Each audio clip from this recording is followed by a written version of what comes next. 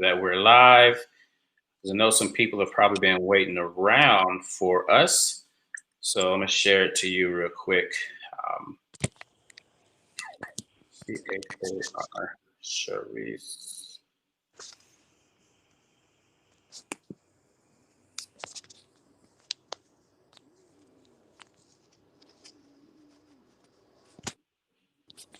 Or and I got some from the last few sessions that we've done, Charisse. I got some things that I'm gonna send your way to continue to get some eyes on it. All right, share now. So I shared it again. I tagged you. People should be able to go to your page and see you tagged in it. So, guys, for those of you who are watching, for those of you, hold up, let me hush this up. For those of you who are watching, first and foremost, pardon the delay. Um, when you're busy, sometimes you tend to book calls or sessions that can sometimes merge into one another, and it just completely throw off the plans. But it is what it is, and we got to realize that you got to keep on rocking and rolling regardless of what happens. So let me get a set over here. So we got Charisse Collier Cooper with us again, and we talking real estate investing, guys. Now, for those of you who know me, you know I'm all about really pouring into the next generation. I'm all about helping the next generation see things that are available, that are possible for them, that in their normal environment they don't get a chance to see. Now, I'm born and raised here in South Mississippi. Being raised here, there's a very limited amount of prosperity, of abundance, of opportunities that are in front of you, especially when you come from any of the minority communities. Now, I'm going to be super specific. In the Black community, when I was coming up, this was pretty much the hierarchy of what society, when I say society, the school system, a lot of the parents throughout the neighborhood or throughout the city that I played baseball with their youth and such, looking the way I look, having the last name that I had, growing up where I grew up, I was expected to, one, make it to the next level in sports, and that would be the peak of my success. If I didn't make it there, I would actually end up having some type of blue collar job where I was making decent money but hating what I do.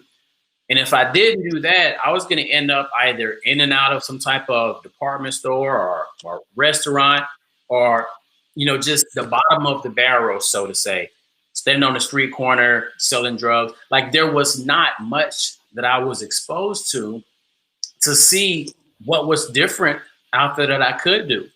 My dad has been a blue collar laborer since 78 is when he started working at his current employer, 1978. And he's been in that same line of work ever since. So that was my example. His dad was the same way. His dad's dad, the same, they all work at the same place. So that was my example. But he pushed me to go and expose myself to other people, to people that were doing things differently. And that's what we're going to talk about today. Some of the information that we're about to discuss. Nobody in my family outside of myself and recently my brother ever has these types of conversation. Investing, like we barely have enough money to pay the bills. Like, that's the mindset that was instilled in me coming up based off of the environment that I grew up in.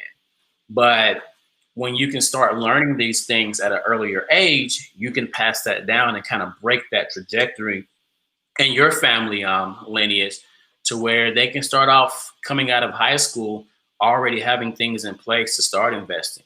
So let me shut my mouth and introduce today's guest. We got, like I mentioned earlier, Miss Charisse. Charisse is out of the New York area, and she's a real estate investor. So just give us a quick synopsis. We know you're out of New York area. What part of New York are you living in, or Yeah. you're actually? Let me let you say it. Yeah, I live in Queens / PA, so I really invest in PA. Okay. So that's where my main investments are. That's where I flip properties. I own several rentals, and that's where most of my real estate, for that part of the real estate that I do, is in Pennsylvania. Um, but the other part of real estate that I do is tax liens and deeds. You can do that all over the world. So Well, we're going to get into the tax liens and deeds and investing and everything. I want to rewind it. Like I want to rewind it real quick. So when you were coming up, when you were a youngster, and you were out there going through school. When I say through school, I'm talking about like grade school, like coming up. What was the conversation in the house? What was the conversation, around through the family when it came uh, to how life could be for you as an adult? What type of work you could do? What type of life you could lead? Like, where did your beginnings have you when it comes to that aspect of life? Well, I think for me, back then, my parents really didn't, they didn't talk about investing, right? It was mostly about, go to school, go to college, get a good job.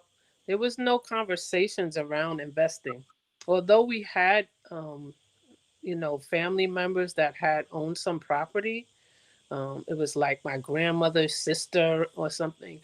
No one really knew, what the value was to be investing. And I think at the time as well, like they didn't have the money.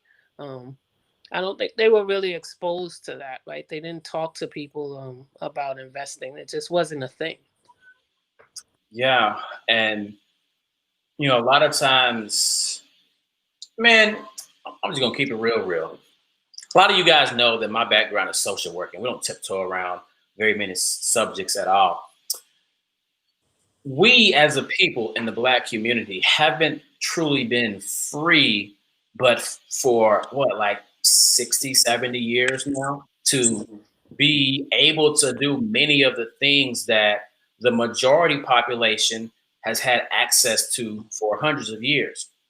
So a lot of times you'll hear like, well, it's America. Like anybody can make it here. Pull yourself up by your bootstraps, but not taking into consideration that there are certain people that live in certain pockets that they ain't got no bootstraps.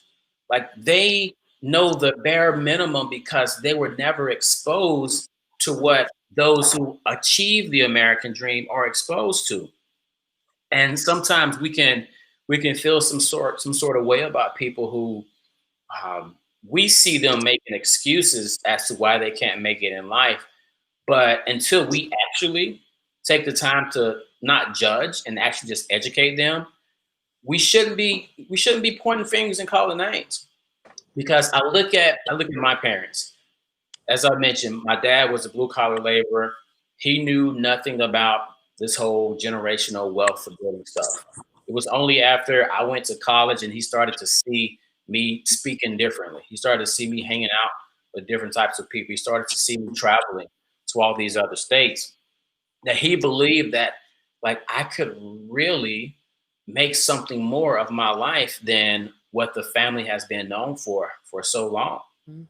And a lot of times, especially right now, there's lots of us who are out here, we're trying new things for the first time because this pandemic has forced people to have to try new things. And then family members are looking at you like, what is that? Why are you doing that? Like, because Exactly. yeah, they're unfamiliar with it. Hmm. And one of the things that I love to speak on whenever I'm training or coaching is you can't explain the vision of a giraffe to a turtle. Now, you can take it figuratively, you can take it literally. But then at the same time, you can't fault a turtle for being a turtle because they only know what they know. Exactly. And when you're a giraffe minded individual, typically you've surrounded yourself with other giraffe minded individuals. And if you're a turtle minded individual, you just haven't met enough of giraffes yet. Hmm. So we can easily get frustrated with our family for not wanting to support us, not wanting to hop on the train with us because they can't see our vision. But we have to understand, and this is something that a mentor that you and I both share, that he mentions to us, is you got to show results, because your family and your friends, those who've known you throughout the duration of your life, they can only judge you based off of who you were up until who you are today.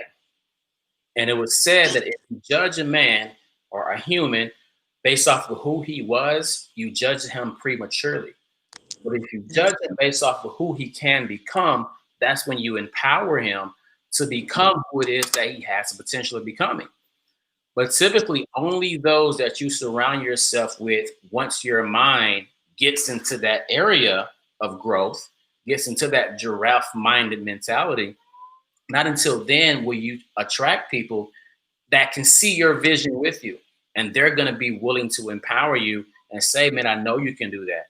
Girl, I know you can go and get another house over there. I know you can double your numbers with your trucking company, because they see where your mind is going and they're not worrying about what happened in the past. And you probably can't see, but my this logo on my shirt, it says YLBN, and it stands for Your Legacy Begins Now. I started my company back in 2018 to help individuals understand that it doesn't matter what happened in the past, because you can start today to meet people like Charisse. Surround yourself with people like Charisse. Allow the information that Charisse has to offer to get into your mindset so that you can go out and start to live your life with purpose, because your legacy begins now. It don't matter what happened in the past, but you have to make a decision to reach out to individuals like her to be able to be put on game.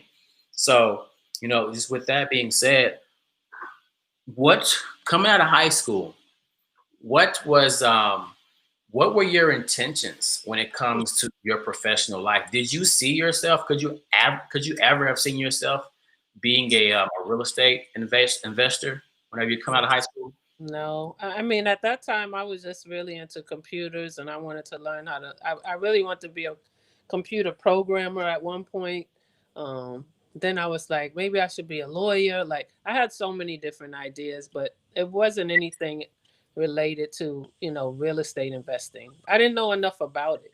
You know, so I mean, like you said, it's like I think people think to the level that they're exposed to. So I don't think, at that time, I wasn't thinking about being exposed to a ton of people, until I got older and then started, going to these different seminars and things on the weekends, and then, meeting these different people. That's when my mind started to open up to learn about all these other things that I had no idea about. Yes, and just listening to you right now, it takes me back to when I was coming out of high school, and I was a student athlete from the time I was in the seventh grade. I became a student athlete, and by the time I was in ninth grade, I was playing at minimum 3 sports per year. Wow. So, like, all I knew was being a student athlete. And my parents, I wouldn't say that they were helicopter parents, but they did not want to see me get caught up in anything that could deter my future. And just to throw out some stats, around the time that I was coming up, about to finish high school, my state of Mississippi was amongst the top. When I say top, I mean like top 5 when it comes to teen pregnancy and meth labs. So I want to say it was 2007, 2008. So it was a few years after I graduated high school that we were the number 1 county in the state of Mississippi for teen pregnancies and meth labs. And Mississippi was the number 1 state in the nation for both of those. So we were like the bottom of the barrel when it comes to those 2 categories. And my parents always would tell me, I can remember like it was yesterday. I remember I got my car my senior year in high school, and after a football game, like almost verbatim out of my mom's mouth. You go get something to eat and you bring your butt home. Like, I was not about to be out just hanging out like most of the kids, because that's when the trouble started. That's when the pregnancies happened. That's when people started to get strung out on the drugs. And I remember, I want to say it was my junior year, may have been my sophomore year, but our star quarterback, um, it was first thing in the morning, and we just heard the back doors to our school just bust open, and you could hear all this commotion. And look out in the hall. Our and some people may hear this or may watch this that I grew up with and may feel some sort of way about it, but it is what it is. Our star quarterback got arrested like right there in school because of drugs. And it sucked because he was the star quarterback for one, very very athletic, super basketball player, super football player. And that was just an example of how easy it is, regardless of who you are. And his family had money. So they could have easily, like, hey, don't say anything about, like, you see that happen. It gets pushed under the rug. The people don't get in trouble when their families got money. But it happened to him. So my parents would always push me to not go down that path. And that's what helped me look for people like you. That's what pushed me towards individuals like you, because I had to, you know how they say, visualize what you want to be able to get there. You got to see it before you can get there.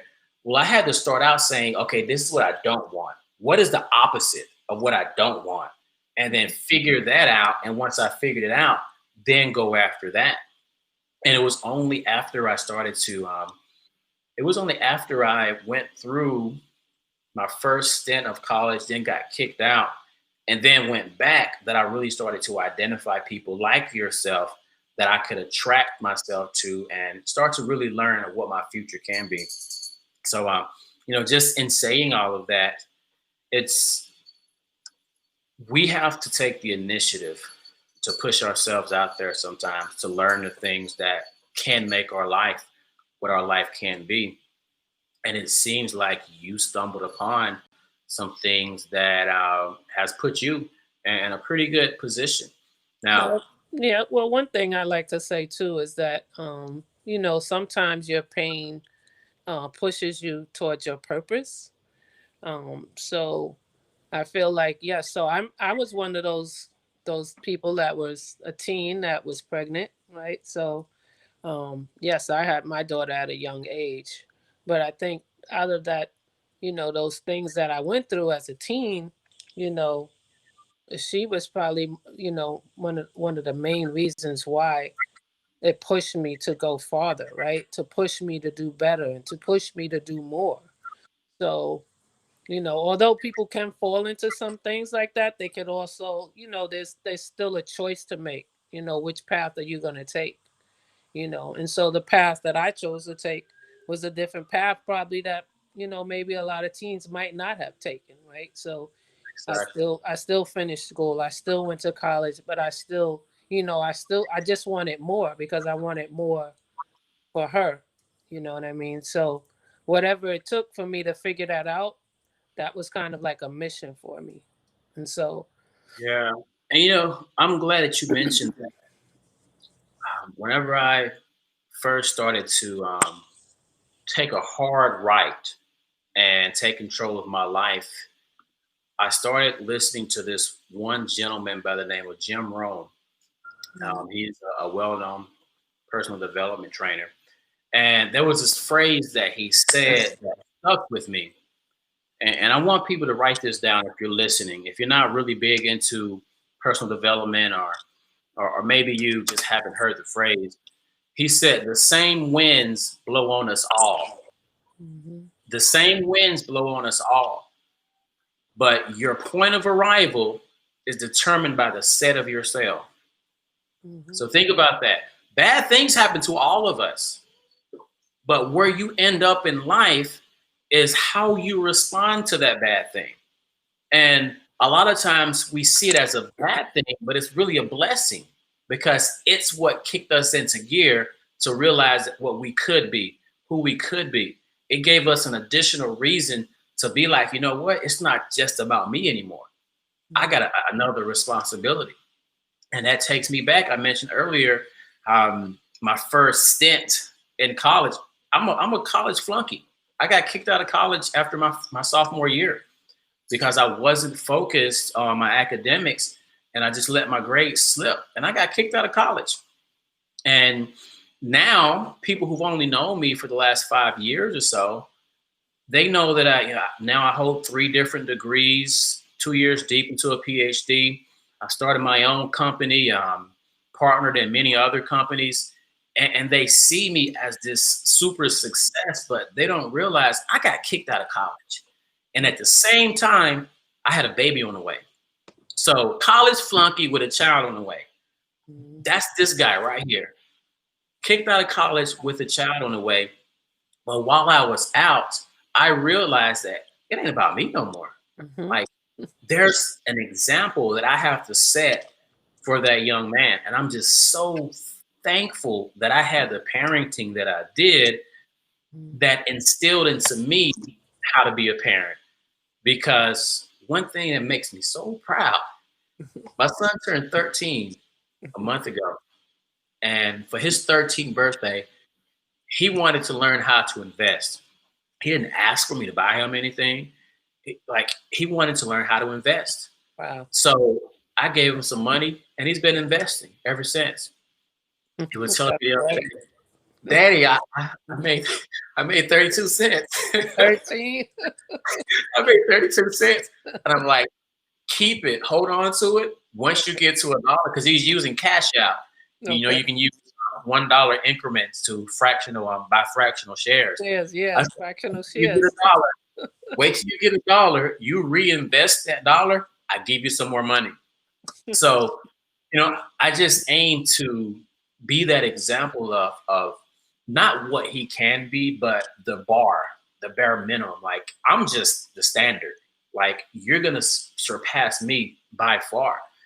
But had he not come into my life at the age that I was, I probably wouldn't have kicked into gear the way that I did. And I wouldn't be talking to you right now about real estate investing. So let's go ahead and shift the gear, make a turn. And now remind me, I know you've told me plenty of times, but how long ago was it that you first got into real estate investing? I mean, I started investing probably around 2008.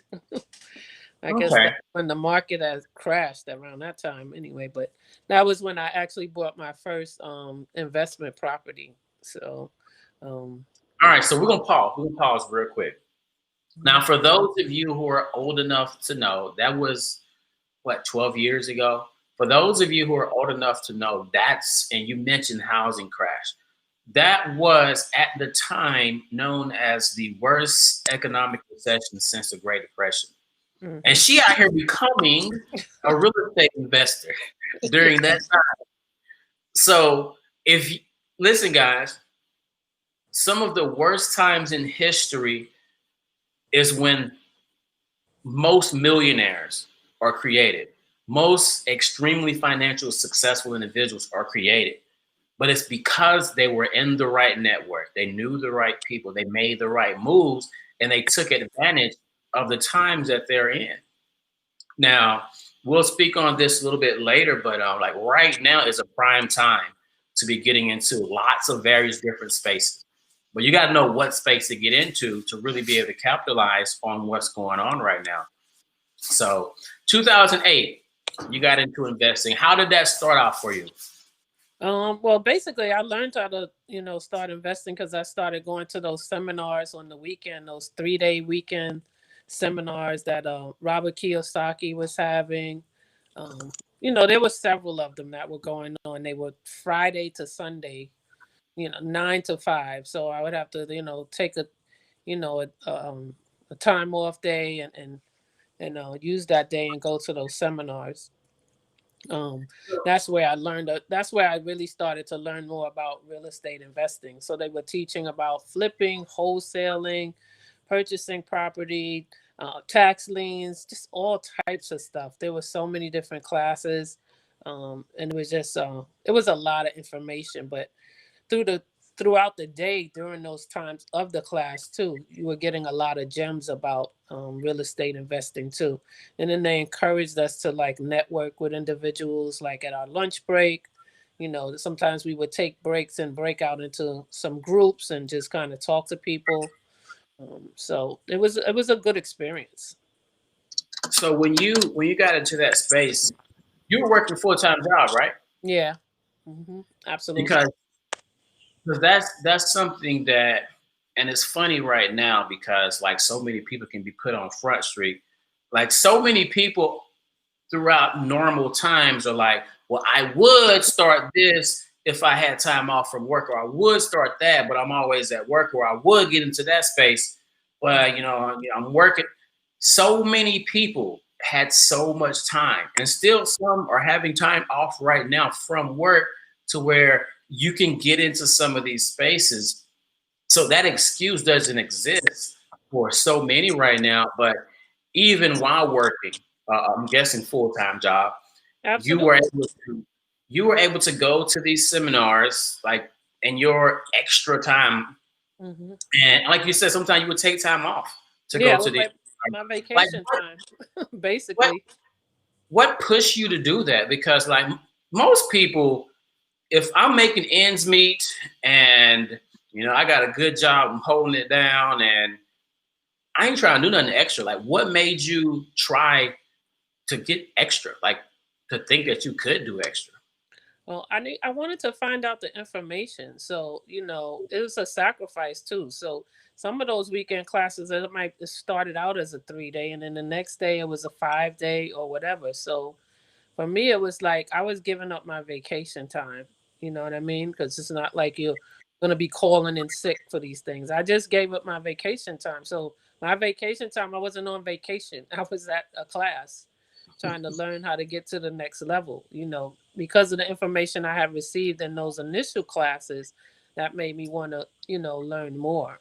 I'm sitting in a class with a lot of people that own real estate, have black credit cards, and I'm like, what are they doing? So, it was interesting because and I wanted to know what they were doing and how can I do it too.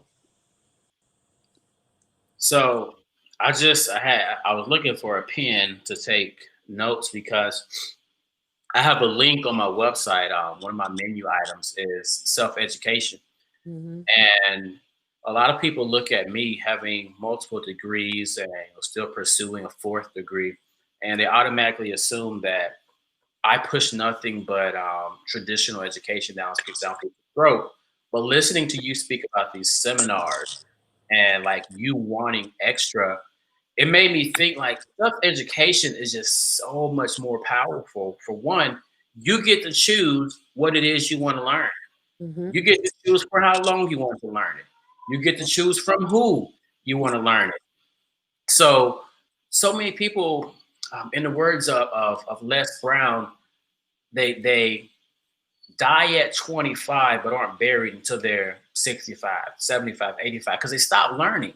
hmm Like once you stop learning, you start going backwards.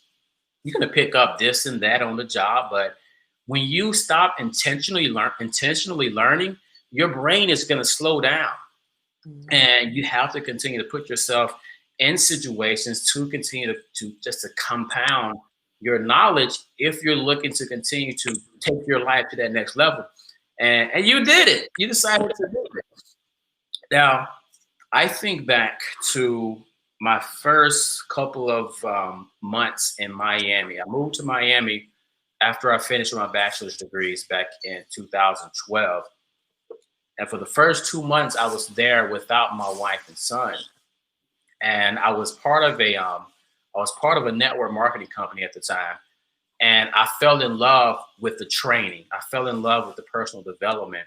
And I'd work a 10 to 12 hour shift as a foster parent support specialist, driving all around Miami-Dade, Broward, West Palm Beach, recruiting foster parents, training foster parents, visiting homes, making sure that the kids were being well taken care of.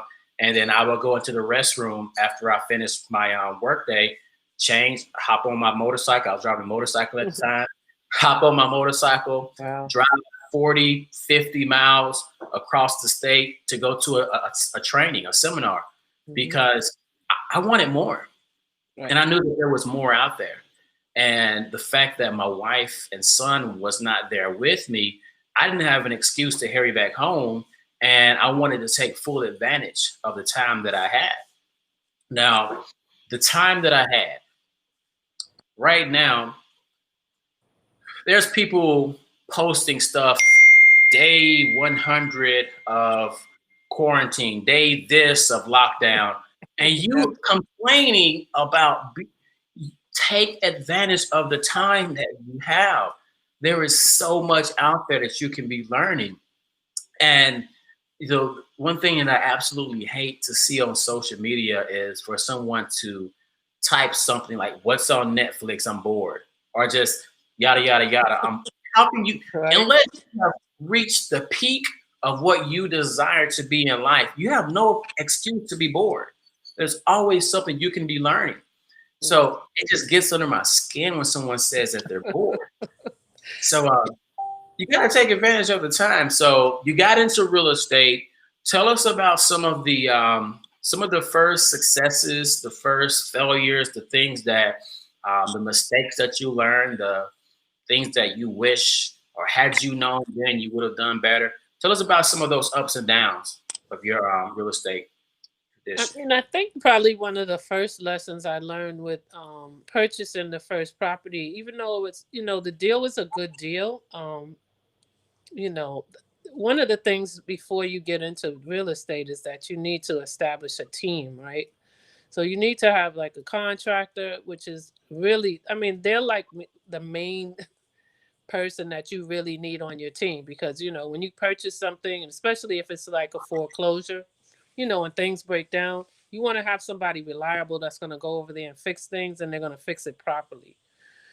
You also don't want them ripping you off, right, and charging you retail prices. You know what I mean? So um, that's still probably one of the hardest things to find, good help sometimes, because you might get a contractor and then, all of a sudden he has too much work and he can't, help you out. So then you need to have a backup contractor. So establishing your team when you're doing this real estate thing is going to be a key thing, especially when you're purchasing property, and of course if you're flipping property. So So, establishing teams. I know a lot of times when you get into any type of non-traditional work, it can be difficult. I mean, I'm speaking of personal examples, of personal experience. It can be difficult to find someone that that believes in you, that wants to run with you, that trusts your vision, and that's willing to partner up and to be part of that team. So, how did you go about starting to build your team when it comes to people that are in your investing network? Well, for me, I joined a real estate investment group that met like several, what's it, 2 times a week, or sometimes it would be every other week, but they met um, pretty much every single week. It could have been twice or 3 times, and we would all meet up at a specific place. Sometimes it was at near Madison Square Garden, or sometimes it was at some rented room somewhere, and we go there just to talk about real estate deals. You had realtors there, investors there, finance people there, contractors there.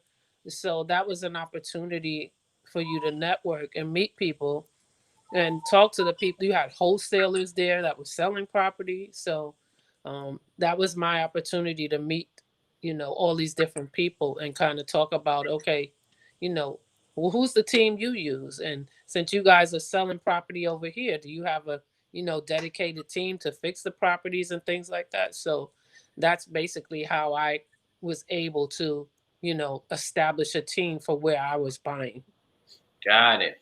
So, obviously, with us not being able to go to these in-person networking events as much right now, is there any spaces that you found online that are comparable as far as where you can come together and there's a lot of people that may be looking for what it is that you have to offer in the industry? And vice versa. I mean, there's always, you know, on Facebook, they have all of these different groups, and LinkedIn has groups. So, I mean, that's where you can find some more of those virtual type, you know, atmosphere. Everything's pretty much virtual now at this point. But yeah, there's tons of those groups online that you can join. Um, you know, you just have to kind of get in and talk to people, and you know, begin to understand the lingo and understand, you know, and also probably read up on some of this stuff. YouTube is great for, you know, learning some of this stuff as well. Yeah. But you definitely want to, you just don't want to just jump in and start doing things without having a good understanding of what you're doing. You know, the key to real estate is always about buying right, right? If you don't buy right initially, doesn't matter what the numbers are. It's just not going to work. You have to buy right. So you have to understand what doing your due diligence is about. You know, what things do you need to look for? What's that number that, you know, that would be the right number for you to buy at the correct number, so that you don't end up being in the red. Got it. Mm-hmm. So that's just one thing that I know. Both of our mentors, who always pushes to go to live events so that you can network, you can meet people. And I know one thing that I often heard coming up was that a closed mouth doesn't get fed. Now, if you want to eat, you got to ask for some food. That's right. If you want to eat in life, as far as, you know, make money and be successful, you got to let it be known what you have to offer, and you got to be willing to go out and let people know what it is that you need. So going to these events, I know were definitely something beneficial to you. Now, you mentioned before that when you got started in real estate, you didn't necessarily have to use your own funds. So tell us a little bit more about that, because I know so many people think that, okay, well, I mean, yeah, y'all talking real estate investing, but y'all probably sitting on hundreds of thousands. Right. Yeah. That's what most people's minds are. So kind of correct us and tell us how it actually can happen. Yeah. So, I mean, there was another class that I took within those seminars on the weekend as well, you know, because I didn't have a lot of money at the time. I definitely didn't, you know, I had a young child. You know, I definitely didn't have any kinds of thousands of dollars in the bank to purchase real estate. But what I did have was good credit. And so, you know, I didn't realize the power of what having good credit was at the time, until I, you know, was actually given an assignment in one of those classes that I was in on the weekend. And, you know, the mentor there was like, you know, at lunchtime, I want you guys to go call those credit card companies and, you know, ask for, you know, this number. And I was like, what? What are you talking about? They're not going to give me that. And he was like, Charisse, just do it. And I was like, okay, you know, because he was like, how many of you have no money to buy real estate right now? You only have maybe $1,000 or something. And mostly people raised their hand, right? I was one of them. I was like, I don't have any money to buy real estate. And he was like, you know, there's real estate, not just here in New York, you know, there's other places you can buy real estate. So, you know, I was like, I wasn't thinking about all of that kind of stuff. I was like, I can't want to buy anything far away. Like, how am I going to know what's happening? You know, so anyway, after I came back from lunch, you know, he asked us again the same question, like, how many people have money to buy real estate? And I raised my hand. He was like, Sharice, how much money did you get? I was like, 50,000. He was like, oh, okay.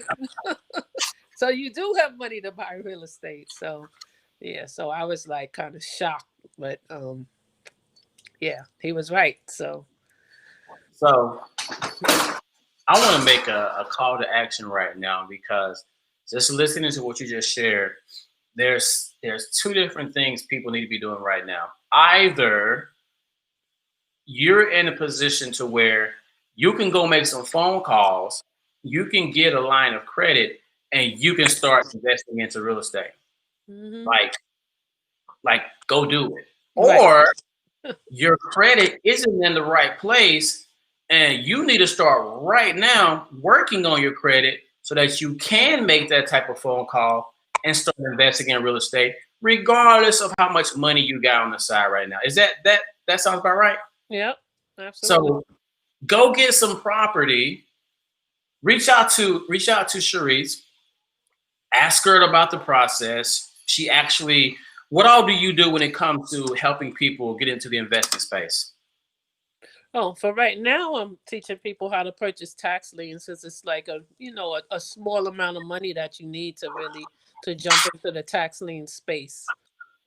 So, as we believe in, we talk about multiple streams of income. So it's not like, hey, if you don't really want to jump in and buy a property right now, maybe you just start with something small and get some tax liens. You can start buying tax liens anywhere from $50 on up. So, you can start somewhere, All right, so to begin to learn the process.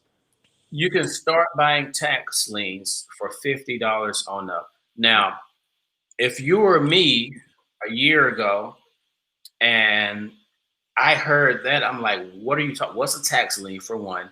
And like, this got to be a scam if you're talking about the real estate space for $50. Like, Right. so elaborate on that to us. Like, what is it? What is a tax lien? And then how can you actually get a hold of something for $50? Right. So a tax lien is basically when you own a home, you have to pay taxes. When those taxes are not paid, the county puts the taxes up for sale so that investors would come and they can purchase that, which is not purchasing it where they would own your home. They're essentially paying the taxes that you did not pay at that time. Um, Taxes have to be paid, because those taxes are used for policemen, firemen, and things like that. So taxes always have to be paid. So if someone is unable to pay their taxes, the county, they want to get the money for the taxes. So they put them up for sale where investors can come in and, pay for those taxes essentially until the homeowner actually comes back and pays their taxes. Depending on what state that you're in, it'll be a specific time period that the homeowner has to come and pay their taxes. It could be a year and a half. Some places it's 6 months. It just depends on what it is in that particular county. So in turn for you paying for someone's taxes, you get to earn interest on that money, plus the penalties and interest and penalties that the homeowner will have to pay as well for paying them late. So it's just another means of making interest on your money when you purchase a tax lien, if you're in a tax lien state. But there's also tax deeds. Now, if you purchase a tax deed, you actually get the property. So you have to find out wherever you're investing at. Are you interested in getting interest on your money, or are you interested in actually acquiring the property? So tax deed is you would acquire the property. With a tax lien, you're going to earn interest on your money. And so if you put your money in the bank right now, I don't know what the interest rate is. It what 0.9 or 1 point something. With tax liens, usually it goes from about 8 to 26% that you can make on your money. So that interest rate, it doesn't matter what's going on with the economy. That's just the interest rate that they give for someone that pays for someone else's taxes. So it's a way for you to earn interest on your money without having to put it in the bank and get like $2 at the end of the year. You can take your own money and gain interest on that money yourself. Yeah.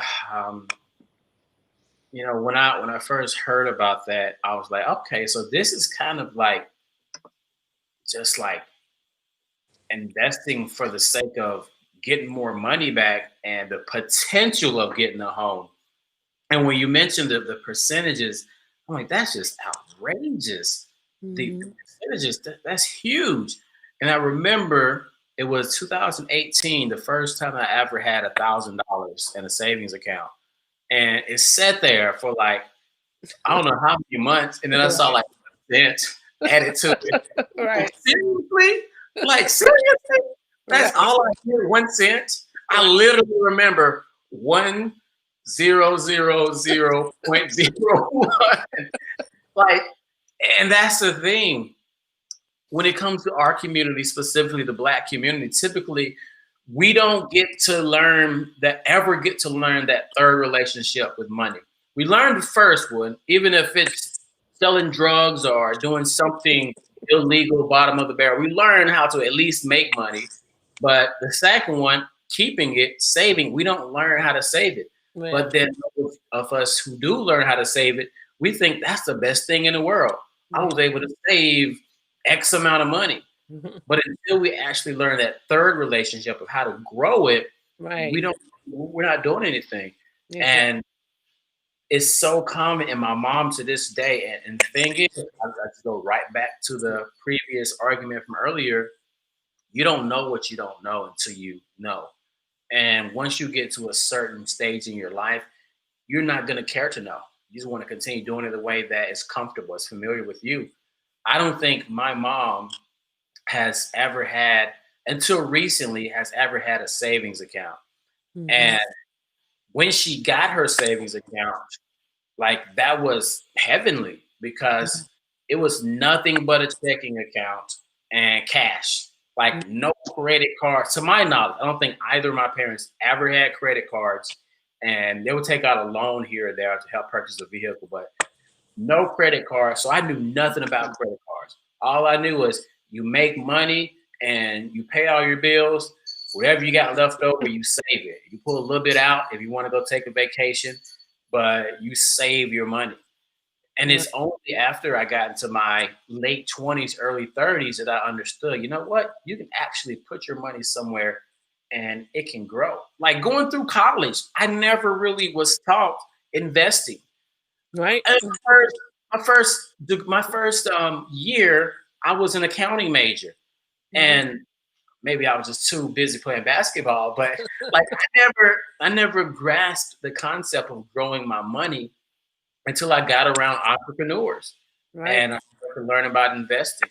So what would you aside from tax liens and deeds, no, including tax liens and deeds, what would you say the like the upfront? You mentioned you can get tax liens for as low as $50.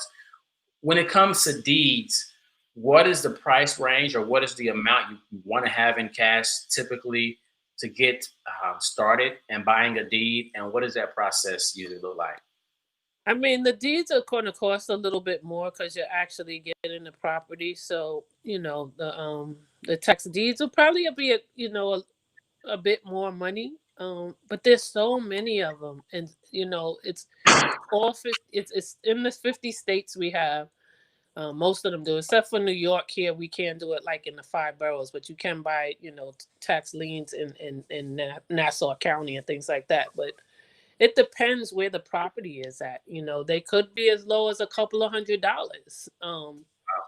It depends. Florida is a tax lien and a tax deed state. So there's some counties where you can buy liens and there's some counties where you can buy deeds. I've seen some of them $500 or $1,000. Like, the house may be tore up and but you have to do a lot of work, but you also want to make sure that you've done your due diligence in knowing where you're purchasing those deeds, right? So you have to look at location. Location is key to where you're purchasing property. There's some of the deeds that might be at a low amount that because it might just be a piece of land, which is still a good thing because you might be able to buy that piece of land at say $1,000, and that somebody just sold another lot down the road for about 10. So if you picked it up for 1,000 and you bought that deed, why not? Because that somebody's going to build a home because they're building homes in that particular area. You're going to sell it back, right? So you're 1,000, you make 10. That's not a bad deal. So, I mean, so there's so many options, and when you think about it, you think about what is the bank doing with our money when we put it in the bank? Well, when I went to a live tax sale, I saw some people coming in with big suitcases of money. And I realized that, they were from the bank. And so I was like, wow. Oh, so this is what they do with our money. They take our money, go buy tax liens or deeds or whatever, make the interest, and then give us like 1%. I was like floored. But, that's what the banks are in the business to do, right? To make money. So it was interesting to just see that, I was actually a little bit upset about it when I went back in the bank, and I was just like, really, this is what y'all do? But That's what they do. So, you know, you can do that once you understand how to do it. You can do that with your own money. Exactly. And you know, I like that you mentioned what you just mentioned because I'm looking to have a couple bankers to come on and do a live and kind of talk about the ins and outs of how you can really amass wealth and start to generate certain, like to really get yourself ahead working in the banking system. But you said once you learn how to do what they're doing, you can do it. Hmm. Now, I'm going to post a video. Likely, I'll probably post it on Instagram first, and then maybe on Facebook as well. But there's a gentleman that was speaking about the election and pretty much giving his feedback on everything that's gone down. And he mentioned, like, regardless of who you were going for, like, it's up to you to figure out what you need to do. And Yep. the thing is, and I did a training a couple of days ago, and I mentioned this. No, I did a training actually the night of the election. So on Tuesday, last Tuesday, I did a training, and I was telling people, look, regardless of who goes into office, you have to set up a strategic plan on how you're going to move.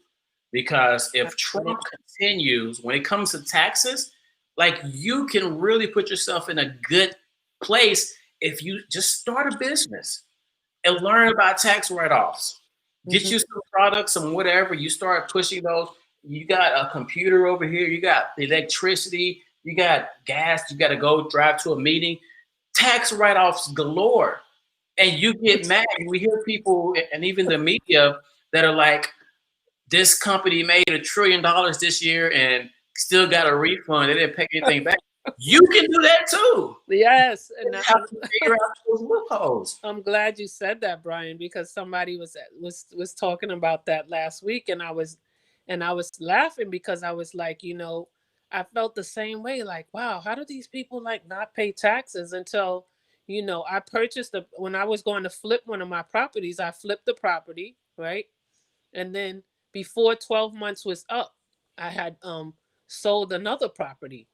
So when I was talking to my accountant, he was like, "Oh, you're not paying any taxes this year." I was like, "Excuse me?"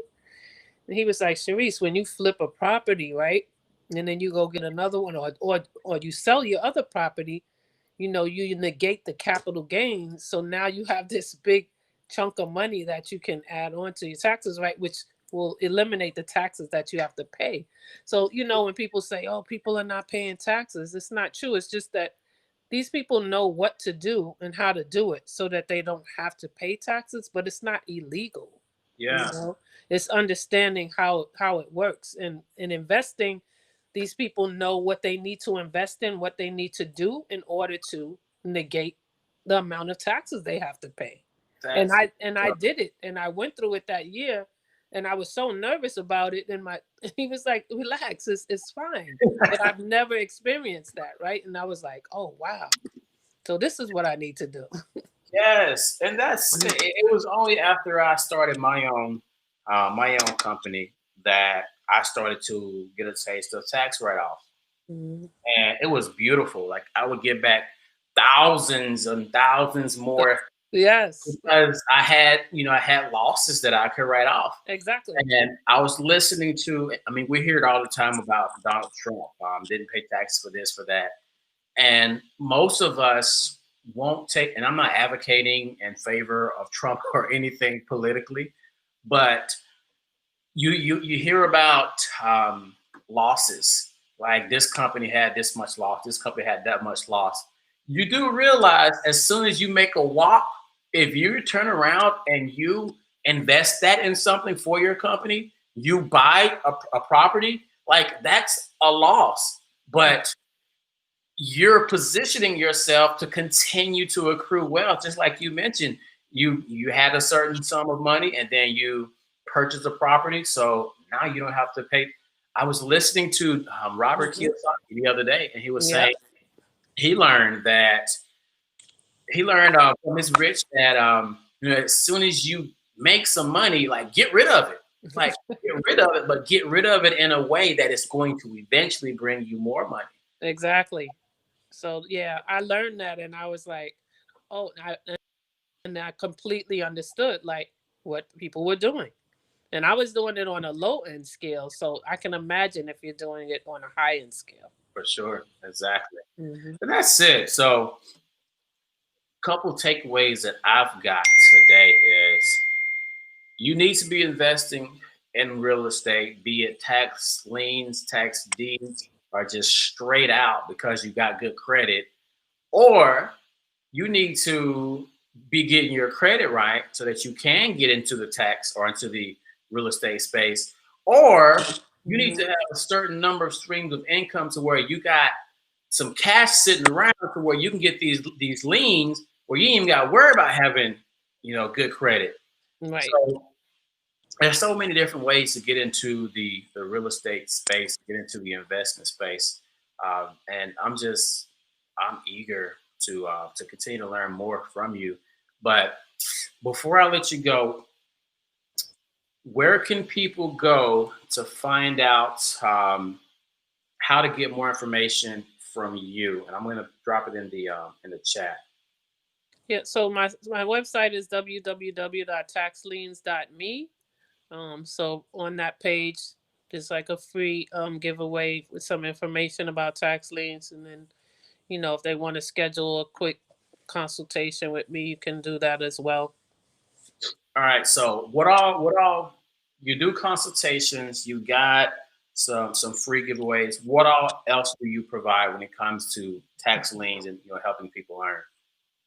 I mean, on the site itself, there's an actual interview with me that gives people a lot of information, and there's also a written portion that gives you information on every state, the percentage of what that county, um, the bidding methods, all the information. What is a tax lien? It goes through all of that information, so it's All all there. right. So I've been studying up on real estate investing for a few years now. Um, Checked out a couple properties here and there. But say it's someone who is interested in real estate investing, any type of real estate investing, they come to you when you finish working with them at the bare minimum. What should they be able, or what should they be in a position to be able to do in the real estate space after working with you? Well, I mean, with tax liens and these, they will be able to go and purchase a tax lien or deed. If you want to talk about real estate and flipping, and I don't have a course for that right now, but I do have all the knowledge for that as well. Or investing in a property, so um, I'm able to help people with that. I kind of give people a lot of extra information besides tax liens, just to help people to at least get started and get them on the right track of, to start their way down the investment lane. Got it. Well, I love it, Mhm. guys. So if you got good credit, connect with Charisse so she can get you on your first property. If you need to get your credit right, hit me up. I got the plug for you. We can get your credit right. If you need to create some additional streams of income, so you can just go dropping money on tax liens left and right. Hit me up. Hit Charisse up. Charisse is an entrepreneur. She does more than real estate investing, and who knows? Maybe you can be someone that can partner up with her, and she can teach you a few things to help generate some additional streams of income. But you'll be seeing her back. We'll probably pick a specific topic and go a little bit more into it the next go around. Maybe we'll give away a free ebook, Mhm. make it a little easy for you guys so you don't have to go to the website. But thank you for giving me some of your time, Charisse, and I hope my audience Mhm. got some value from this. And Thank you. I look forward to doing it again. Yes, thank you, Brian. My pleasure. Talk to you soon now. Talk to you soon. Bye. Bye-bye.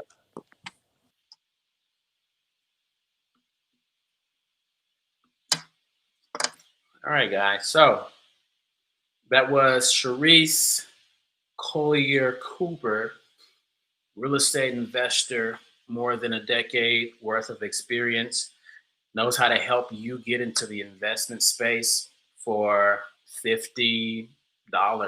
Like, that's crazy. I've never heard anything like that when it comes to real estate, at least.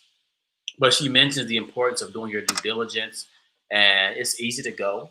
Do a Google search and start to learn about real estate investing. But typically, you're not going to get that true value until you actually have someone that's holding you accountable, someone is pointing you in the right direction, someone to ask questions to when you get a little tripped up. And one thing that she mentioned that really, two things that she mentioned that just blew my mind. One being she qualified for $50,000 line of credit to purchase her first property. That's one. So her credit was in a good position. And then two, you can start purchasing real estate tax liens for $50, guys. $50. Most of y'all drop $50 for like a dinner. Speaking of, I need to eat something. But most of you guys drop $50 for dinner. So reach out to Charisse, reach out to myself, and I'll connect you with her if you're looking to get into the real estate investing space. And let's start creating some wealth, guys. There's certain populations, I ain't got to sugarcoat it, but there's certain populations that have been in the investment space for hundreds of years. They've been passing down generational wealth after generational wealth after generational wealth. They put the silver spoon into their children's mouth, and we cannot blame them, because if you were in this same position, you would probably do the same. So once you get the information, let's put it into action, guys, because you quite often hear knowledge is power, but unless you're applying that knowledge, you're not exerting any type of power. So off that note, guys, just remember, it don't matter where you started, no matter what your parents did, the knowledge that they had, the circle that they ran in, the network that they were a part of. You can start today to surround yourself with the right people and put the right things into your mind to live your life with purpose, because your legacy begins.